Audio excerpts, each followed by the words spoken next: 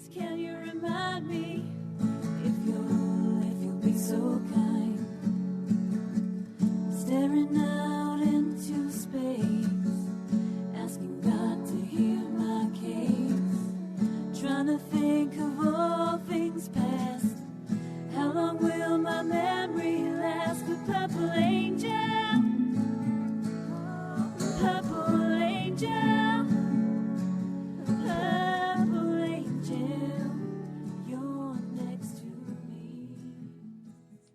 Well, hi, everyone, and welcome to Alzheimer's Speaks Radio. I'm Lori LeBay, and I am the host and founder of Alzheimer's Speaks.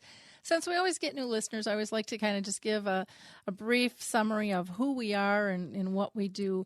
Bottom line, Alzheimer's Speaks is an advocacy-based company providing multiple platforms to shift our dementia care culture from crisis to comfort around the world. And we believe that by joining forces and sharing knowledge and just having these everyday conversations about life with dementia, that we're going to be able to remove the stigmas attached to memory loss and help those living with the disease continue to live purposeful lives. And, we know that this is working because we were honored and acknowledged by ShareCare and Dr. Oz as the #1 influencer online for Alzheimer's. And that really had nothing to do with us. It had to do with our community at Alzheimer's Speaks. Your ability to share our information from our radio show to our blog, to our Dementia Chats educational webinars, to the resource directory, to our YouTube channel, etc. You pushing that information out to your Facebook friends, your Twitter tribes, your colleagues on LinkedIn, and your people on Pinterest and all the other social media modes out there has really raised awareness for Alzheimer's disease and all the other types of dementias. And what's so critically important, I believe, because I lived on this journey with my own mom for 30 years, is having information available for people when they're ready to grab it. So many people are in our own circles, and they haven't even told us. They haven't shared with us that they are on this journey. And the more we can get them to feel comfortable tapping into the resources, the better off everyone will be. I also want to let our listeners know that here on Alzheimer's Speaks, we invite everybody to be part of the conversation. So if you are a person diagnosed, if you are a family or friend caring for a loved one, if you're a business professional with a new cutting-edge idea, if you are a singer and a songwriter, a movie director, an author, a researcher, everyone is welcomed here. If you've got a new idea on how to advocate for this disease, we want to hear from you. So reach out to me. Just go to alzheimersspeaks.com, and up at the top in the header, there's a big gold button that says Contact Us, and just shoot me an email, and I would love, love, love to talk with you and get you scheduled to be on the show and share your story. Now, before I introduce our guest today, I want to give a shout out to a couple of organizations that I really admire, and ones that I think a lot of people don't know a lot about. One is the Purple Angel Project, which was started by Norms McNamara over in the UK. It's in over 19 countries now, and it's just a symbol with a purple angel in a globe that everybody is able to utilize and raise awareness. Our goal is really for the purple angel to be as well known as the pink ribbon is, and there's no reason that it can't be done.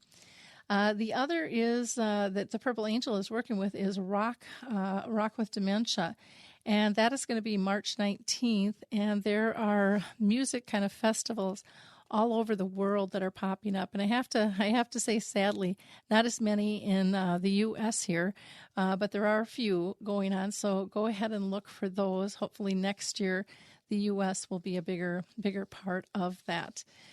Today's show is brought to you by Audible.com, and you can actually get a free Audible book and download a 30-day trial if you go to www.audibletrial.com/social.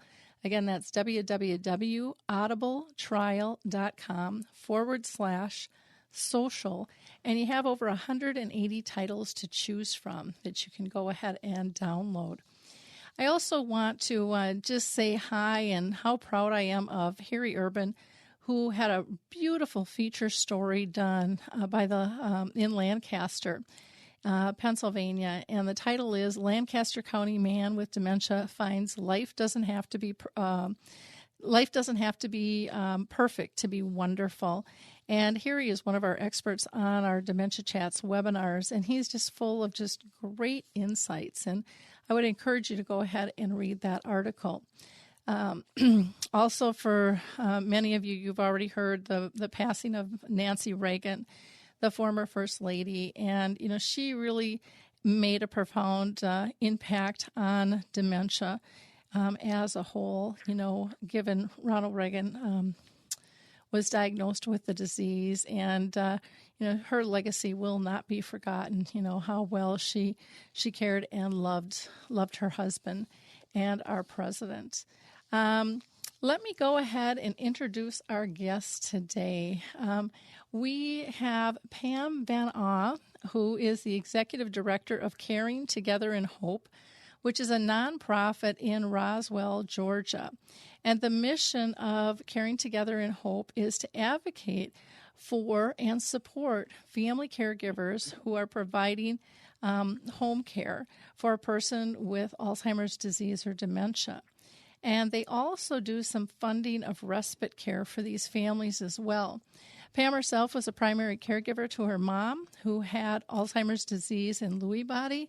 And during this caregiving time, both her and her family saw the need to assist families who often struggle financially and have just general challenges navigating the resources available to help them.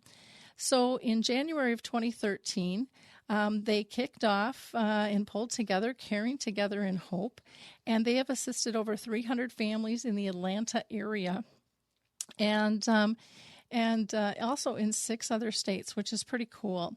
And then just this March, they opened Amy's Place, which we're going to talk about quite a bit today, which is a memory care cafe.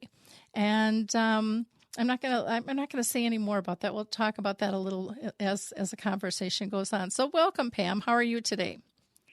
I'm good. Thanks, Lori. I'm great. Thank you for having me. Wonderful.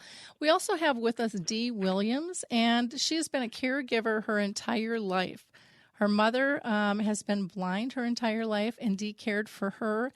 And for the past 5 years, Dee returned to the dutiful daughter role, and once again is caring for her mom. So welcome, Dee. Hi, how are you? And thank you for having me as well. Well, good. I'm thrilled you're here with us. Pam, I'm going to throw the first question to you. Can you explain to us what all Caring Together in Hope does, and who does it serve, and why?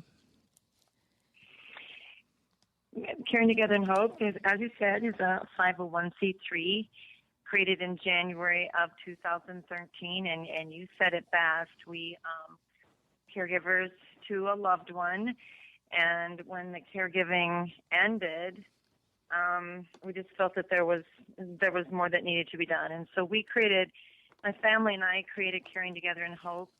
We advocate for families who are caring for a loved one with any dementia type or any type of cognitive impairment.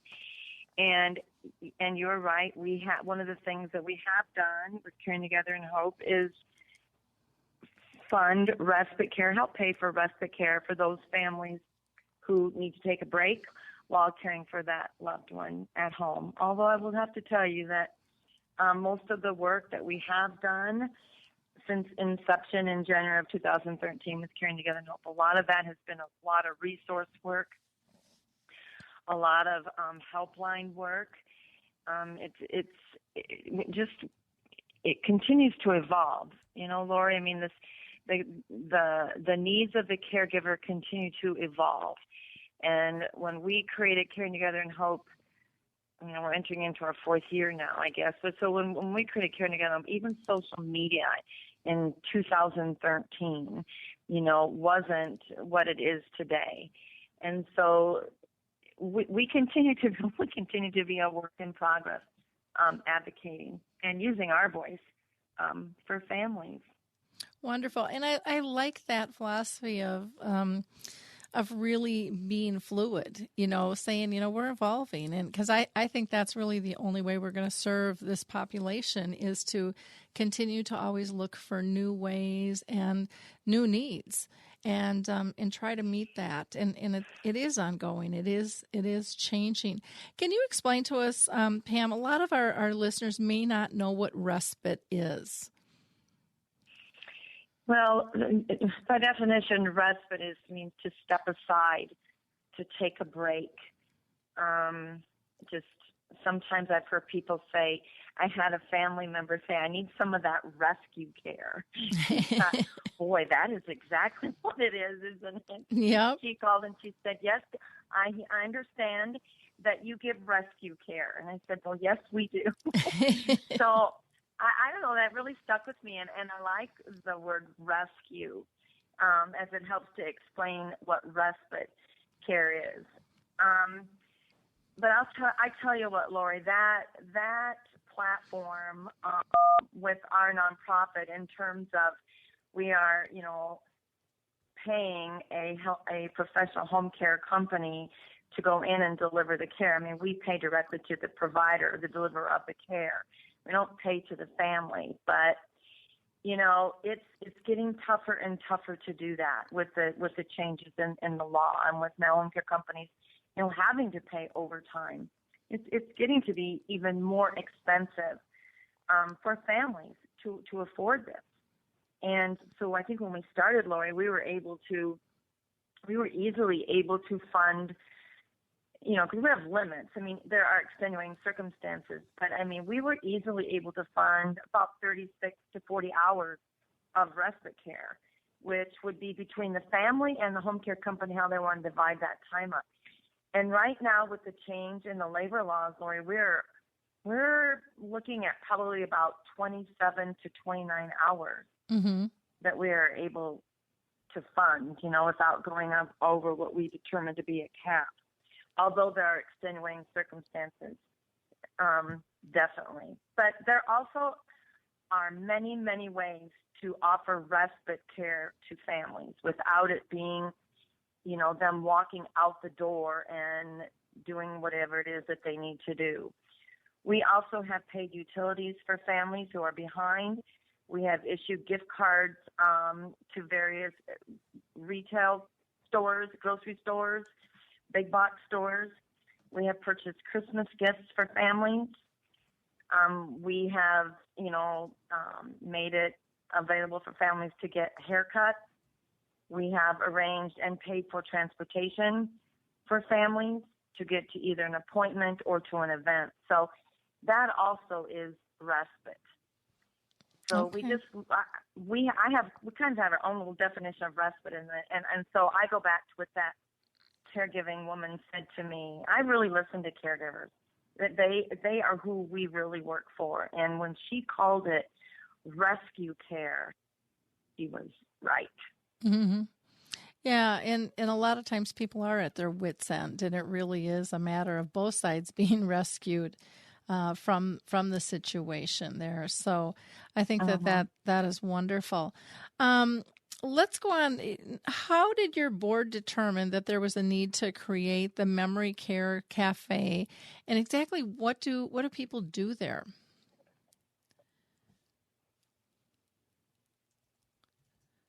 Pam, are you still there?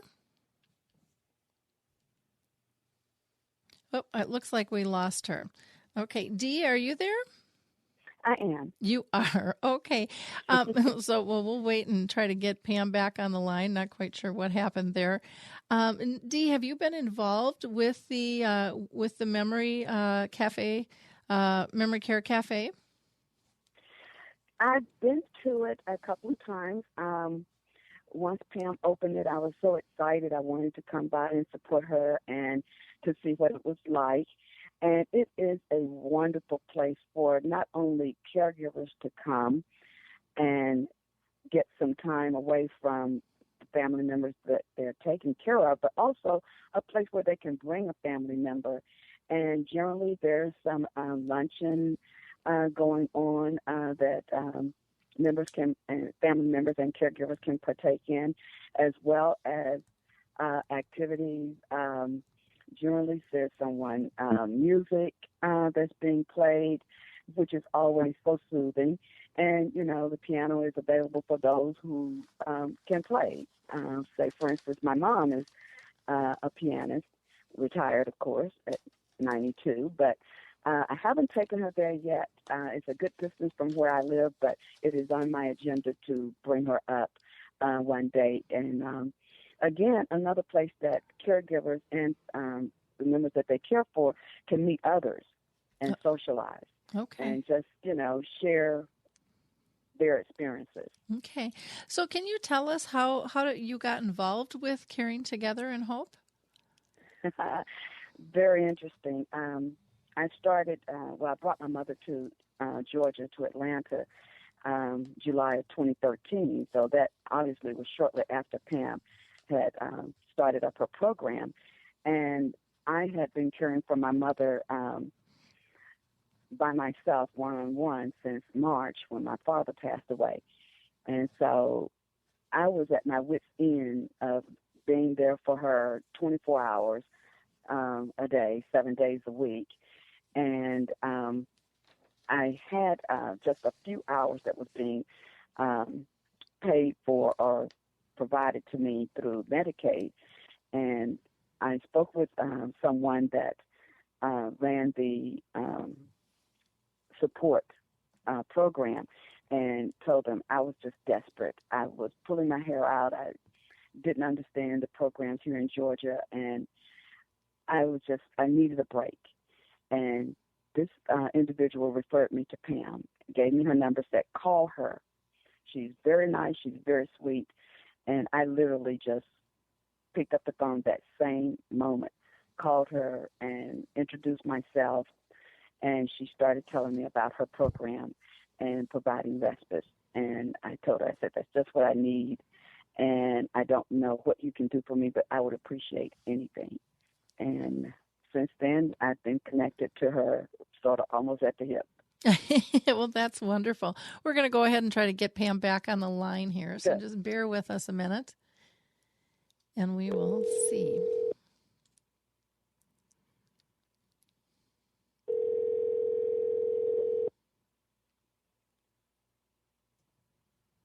Okay, thanks, Lori. I don't know what that was about. Well, can you hear? Yep, we can hear you. It doesn't happen often, but every now and then it does, just like when we're talking to our friends on our cell phones. So. Okay, I know. I'm so sorry. I apologize. I don't know what happened. Nope, not a problem. I can answer your question about the Memory Care Cafe if you want me to, Lori. That would be wonderful. Lori, what happened was, we were looking at this, and we were looking at, what we were donating out of the budget, so to speak, to help and support these families with respite care. And, it just got so, we're reading about, you're reading about everything, and people just have less spendable income. And it got so, isn't this great and wonderful that we're able to give these families a break, but then what? Then what? Mm-hmm. So it was actually, my sister and I were just doing research on this shortly after we formed Caring Together in Hope. And honestly, Lori, I'd never heard of a memory care cafe. And I think I even told you this story once where we're just on the internet, and up popped this memory care cafe. And not only that, but you could actually download a toolkit. And if memory serves me right, I believe that Carol Larkin is the one that posted that. And it just listed all these ways to create a memory care cafe. And not only that, it was so concise that it also listed states where memory care cafes existed. And there were none in the state of Georgia. And we thought, boy, we really want to go see one of these things. Isn't this a wonderful thing? Like a meetup, just a meetup, a hangout place. And yet it's more than that. But that to me essentially is how we took it.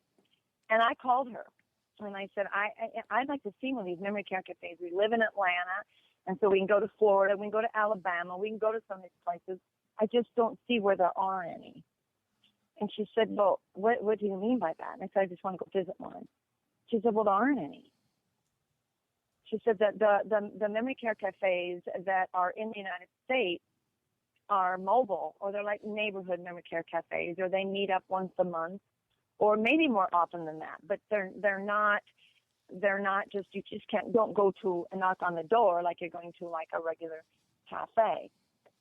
And while that is great, I love that. I mean, I've met with a lot of people trying to educate myself on these wonderful things that they do for these families. And I talked to you about this too, Lori, because you're kind of like in that area where it was pioneered. And, we just kept watching. And we really wanted to do this because there just seemed to be, we were not doing enough. I mean, as I said before, it's wonderful that you can have a fundraiser and you can get people together and you can do respite care and you can help them with resource. And I've gone with many families to tour many memory care facilities. But it just didn't seem, just needs to be more, because the bottom line for every single caregiver that I ever spoke with, and just this is my experience, they have, the common denominator is that they are lonely. And I think where we talk a lot, there's a lot of conversation about keeping the person with the dementia socially engaged, which absolutely we do need to do that. But we also need to keep the caregiver socially engaged. That caregiver, many of them feel that they have no value left in terms of being part of a community. Many of them don't even really realize that maybe a new Chinese restaurant opened up down the street. They don't get a chance to be involved in the dynamics that occur on their own main street, so to speak. And so we thought, wouldn't it be great if we could find a freestanding building, a home, and have this concept of this meetup, this memory care cafe concept, and have this available to the public 7 days a week, where it could be viewed, I suppose, as a sanctuary. It could be viewed as a place where you could get vetted, reliable information in terms of literature that we get from professionals. And not only that, and maybe even equally important, is having businesses, local businesses, be a part of us. We are currently involved, soon to be involved, I should say, with an initiative with the Roswell Police Department, who, has educated us on what a lot of 911 calls are, with caregiving families who have a crisis moment with someone with dementia. I didn't understand, or I didn't know that, that a lot of the calls that they get are from moments of extreme agitation and combative behavior.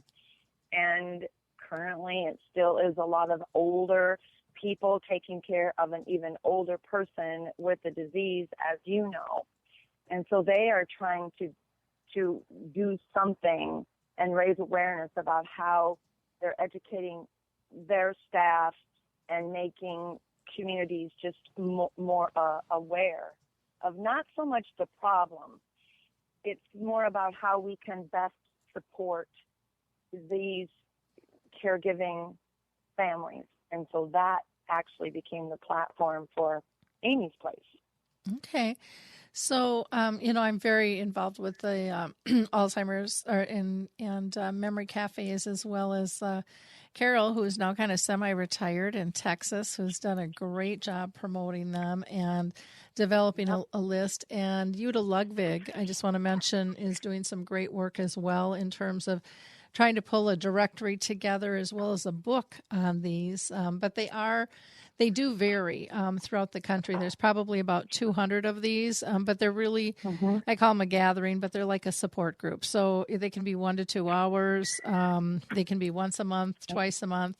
But yeah, you, to my knowledge, are the first one who has actually opened up a physical building. And with that, now, did you guys build the building, or did you purchase an existing home, or how did you? We did not. I'll tell you what, Lori, we got so incredibly lucky. You know, if your audience probably doesn't really know where Roswell, Georgia is. We are not considered a suburb of Atlanta. We're part of Atlanta metro area.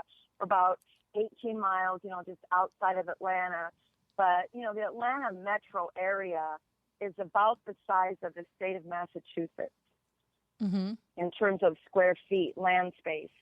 And, we have 6 million people living in the Atlanta metro area. I think I'm right. One time somebody says 8, 6. I did some homework before you called, and I believe it was like 6 million people.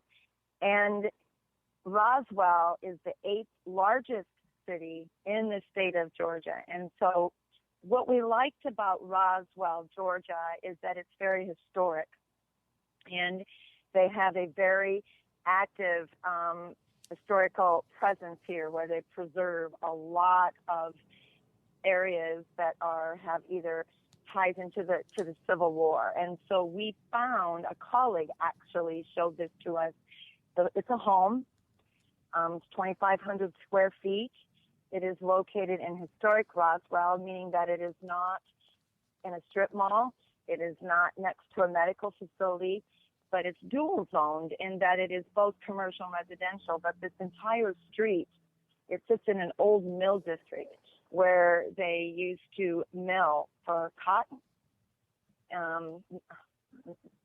pre-Civil War. And so all the homes along this street are very old. And we were shown this property, which has off-street parking for 43 behind it. We have a magnolia tree in front that is, we were told, way over 100 years old. And yet it was just perfect for us. So we did not purchase. We leased it. Okay. And we have really good lease terms. So we hope to be here a long time. Oh, that's fantastic. Now, how did Amy's place get funded? We wrote a grant to an American Endowment Fund, and Amy Wynn Norman was the wife of a very prominent realtor in Atlanta called Harry Norman. And she was a very, very dear friend to my sister Jean, who's director and CFO of our nonprofit. And Amy died of cancer a few months after our mother did. And at the time when Amy was nearing the end of her life, she had wanted, we hadn't even created Caring Together and Hope at that time, Lori, but Amy, was wanting to give money to Jean to get Caring Together and Hope going. We hadn't written any bylaws. We weren't even there yet. And Jean had said, no, when the time comes, we will do it the right way, and we'll write a grant. Well, it took a little while, but we finally were able, after everything goes through the legal part, we did write a grant. And we wrote the grant saying that we wanted to create this memory care cafe, and we were going to call it Amy's Place. And we had no idea, we had no metrics. We had a strategic plan, of course, but because there was no model for us to follow in the country, where we could say give them an example of, we want to do what they are doing, here's what we want to bring to the state of Georgia. We didn't have a model. And so we just had to, write a narrative explaining what our vision was and what we hoped to accomplish by creating and establishing this memory care cafe. So we wrote a grant and we received funds to do this. Oh, wonderful. We got lucky. Wonderful. So with your grant, can I ask how long a period you think that will be sustainable for? we recognize that probably the first year, we are having to brand this, of course, and it is a concept that it's not, people they're not knowing about this. We're introducing a new concept to people here in Roswell and to the state of Georgia. So we recognize that this first year, we're probably will have a lot of expense in the programs that we offer, the events that we offer, and marketing, and we had lots of startup expenses. After that, our plan for the second year is we feel that if we can just come out even every month, we will feel that we have accomplished a great thing. And I don't know if you've met Jean, but Jean, my sister Jean, is, as I said, is the CFO of our nonprofit, and I promise you that she will make sure that that happens. So we do need to continue to raise funds, but we do not and we will not ever charge any caregiving family for any event that we have here at Amy's Place. Our services continue to be free to these families. We do work. We really do believe this. We really do work for these families.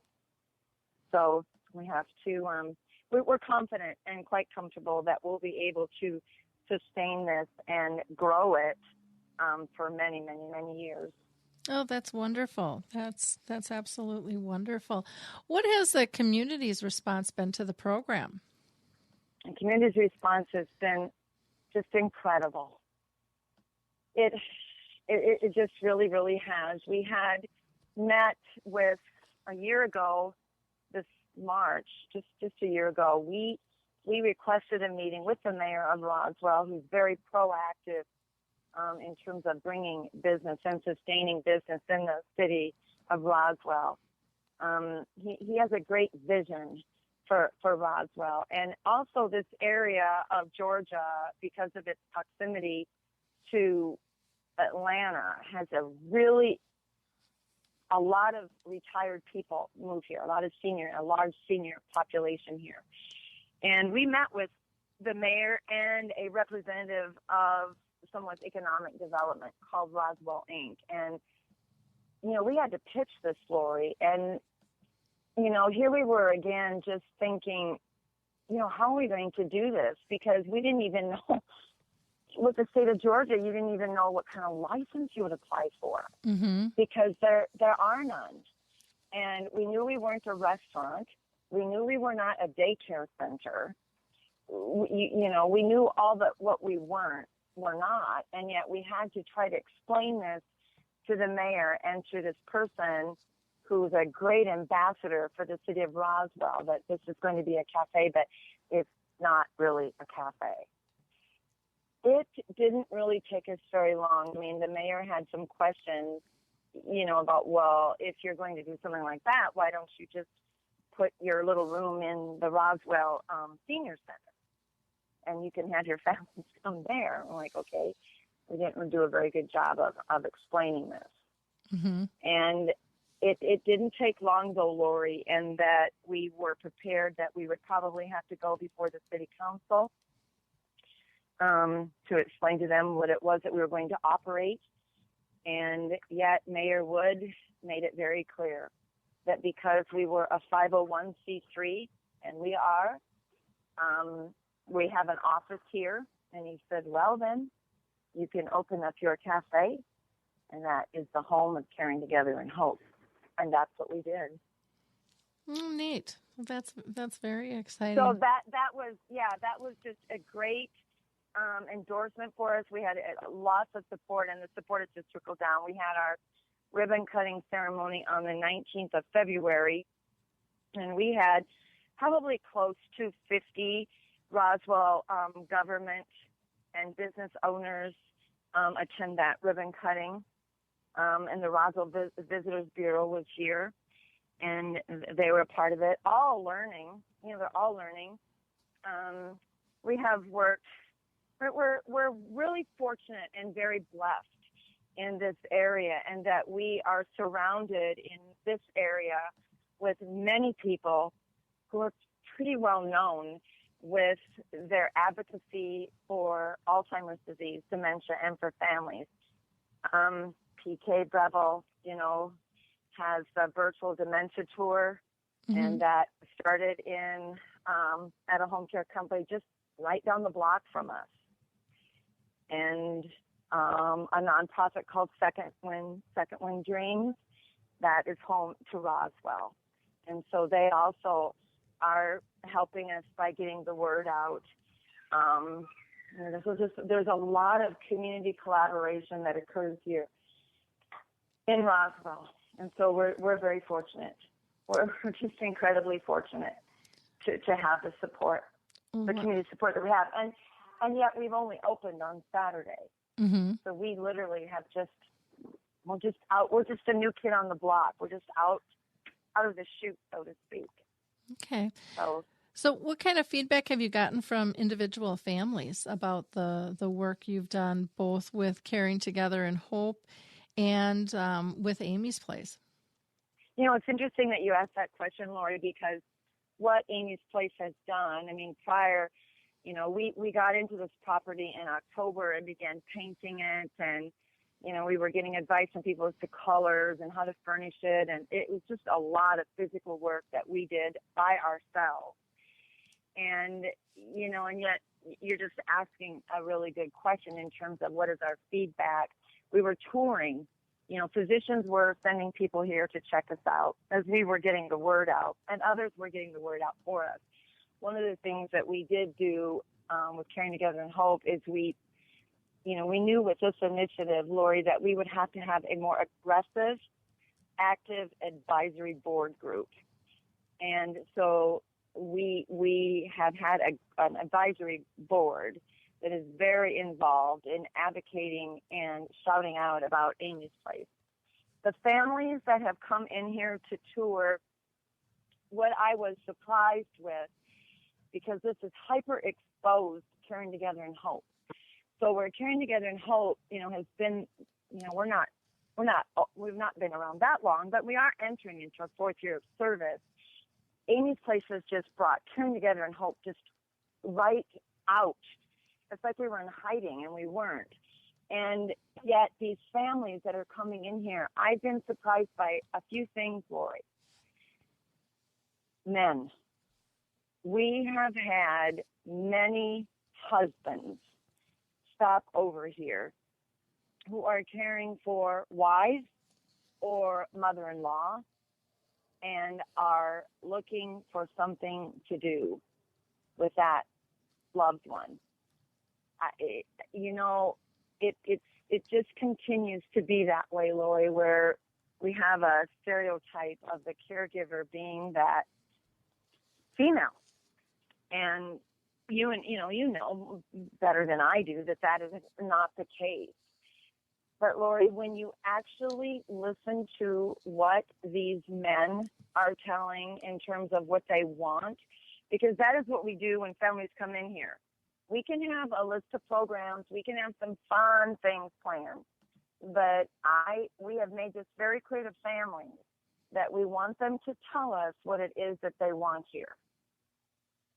And they are doing exactly that.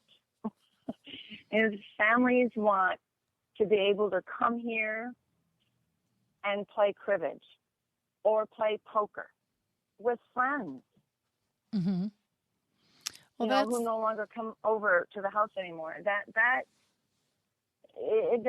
just really been, I was surprised by that, I guess, the men that are, the husbands that are coming. Well, that's wonderful. That's wonderful to hear. Dee, is there anything that you want to add about Caring Together in Hope and Amy's Place? Well, to the listeners out there, I know that as a caregiver, times can be extremely challenging. And to have someone as supportive as Pam and Caring Together in Hope and Amy's Place is just amazing. It's sort of like a blessing. And for her organization to be able to put out as much information and keep those of us who had no idea, how powerful and debilitating and stressful caring for someone who has Alzheimer's or dementia or Lewy bodies. It's just a connection. And she cares a lot, and I'm hoping that there are more people like her in the world. Me too. Me too. We need more people who want to get Lori, involved. Can I just say one more thing? Sure. It's been like with Dee, and thanks Dee for your kind words, but it's I don't have a single thing to teach families. I am not an educator. I'm not a counselor.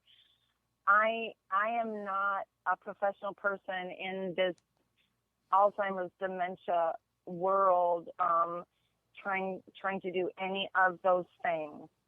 And unbeknown to many of these families that we work with, one of the things that we have done with Caring Together in Health is that, isn't it great? We've been able to fund some respite care, but of every single one of these families I have been so lucky. We have dinner with every single one of these families.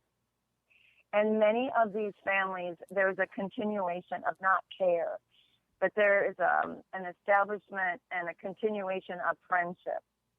And yet I've had to learn, that I easily can take my mothering into smothering. And so I have had to learn that, not all families are embracing this part of caregiving as something that they're going, oh, I'm learning, I'm a better person. It's not like that for many, many people. And yet a lot of it is the same. It's the same story. It's not just the loneliness sometimes, not always, but it's not just about the loneliness for these families. There has been an abandonment of friendships, and they feel completely abandoned. Because today in this virtual world, it's real easy to connect with text messaging. You can get on Facebook and socialize, even though it's virtual. At least there is some kind of connection that these people can have. But what they are feeling really badly about is abandonment. And that, Lori, those friends that used to stop over that don't anymore. Yep. Because not everybody's comfortable being around someone with mid-stage, even early stage of Alzheimer's. They're just not comfortable. And so on Saturday, we had 73 people here. 73 people. Wonderful. Came to our housewarming party. And I heard so many times, and we didn't do anything. We fed these people, but that's it. Mm-hmm. We had good food here. The rest was up to them. And, I heard one daughter say about her mother, I cannot believe that my mother is actually sitting at that table and drinking lemonade and eating a chocolate chip cookie, and she's been doing that for 20 minutes. She has not done that for that length of time for more than a year.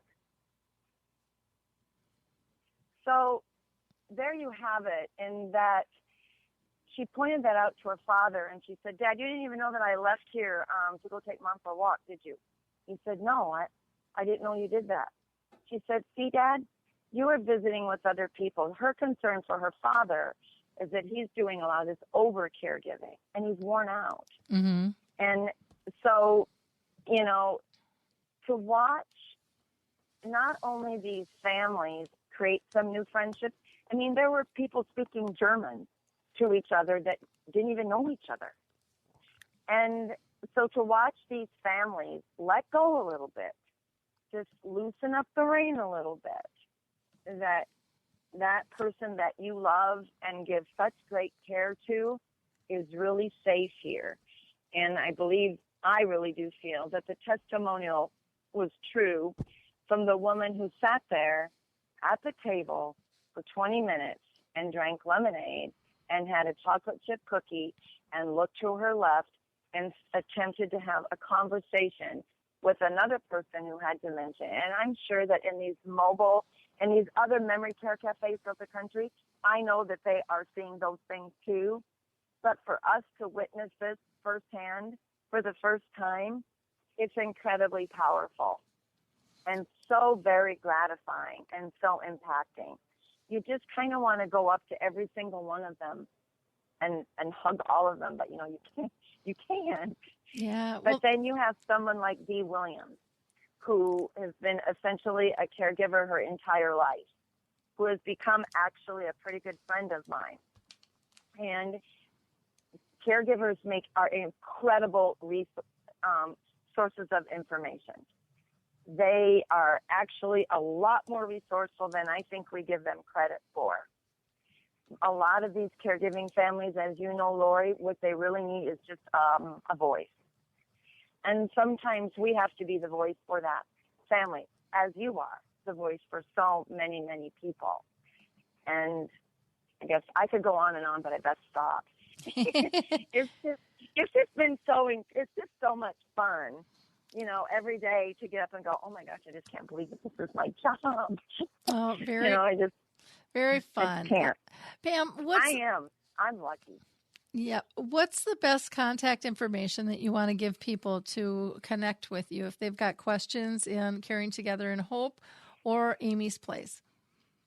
Either one. They can go to our website, the Caring Together in Hope website, although we do have a specific website for Amy's Place. You can get to it from the Caring Together in Hope website. This is kind of confusing for people.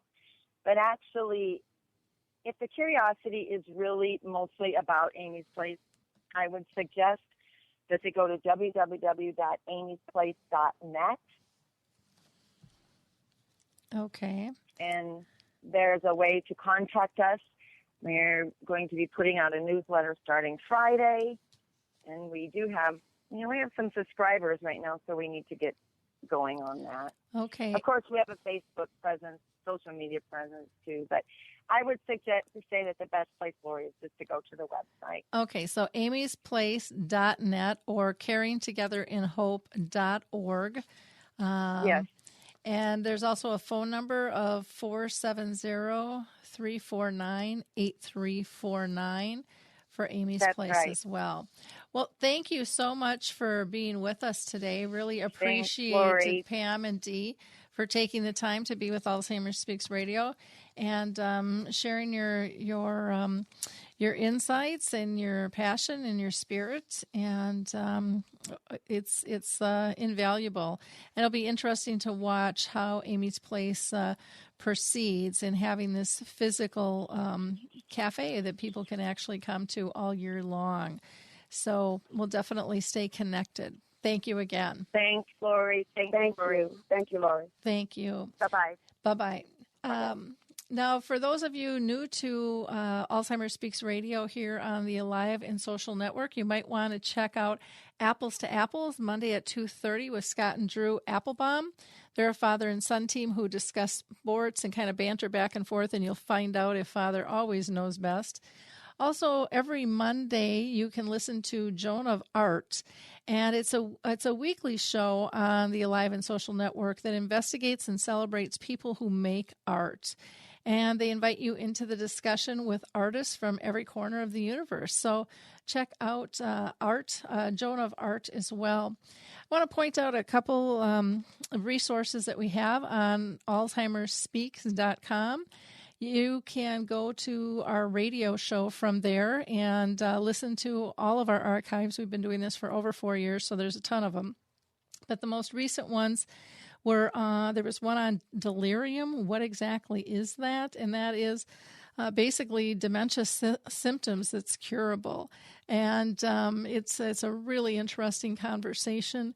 You can also find a show called Calendar Cards, a new memory support system that might be something that you want to institute if you're caring for someone with earlier onset. And then the third one I want to, or I should say there's two other ones I want to mention.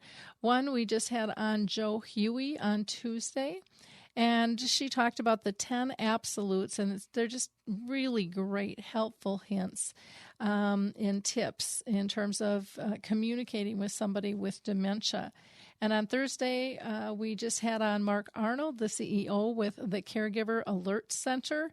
He's helping finding those who are missed and out there missing.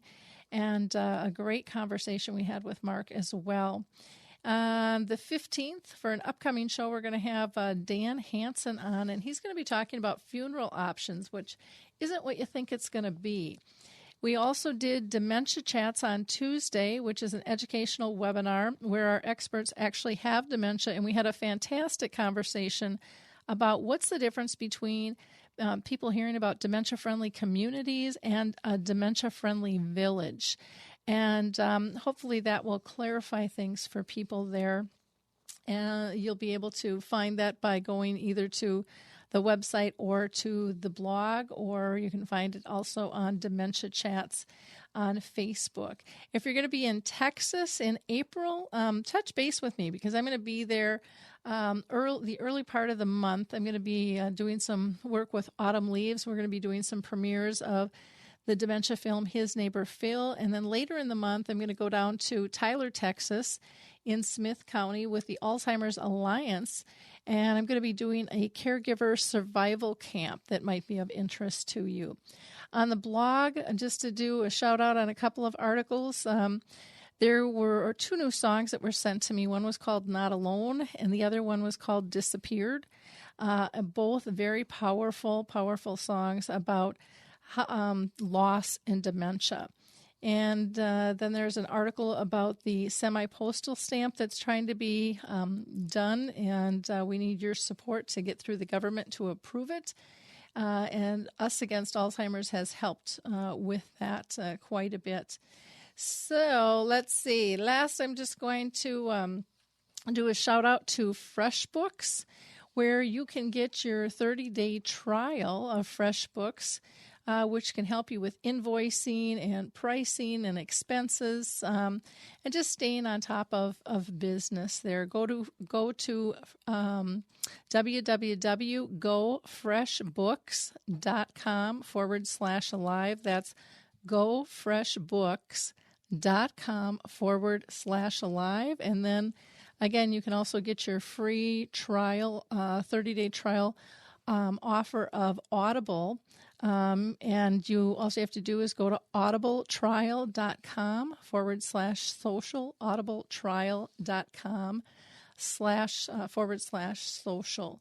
Last, tap into your memory chip, which you can claim on alzheimersspeaks.com, going to the tools and product section, which helps you switch from task-oriented to really, truly person-centered. Are they safe? Are they happy? Are they pain-free? Have a brilliant week.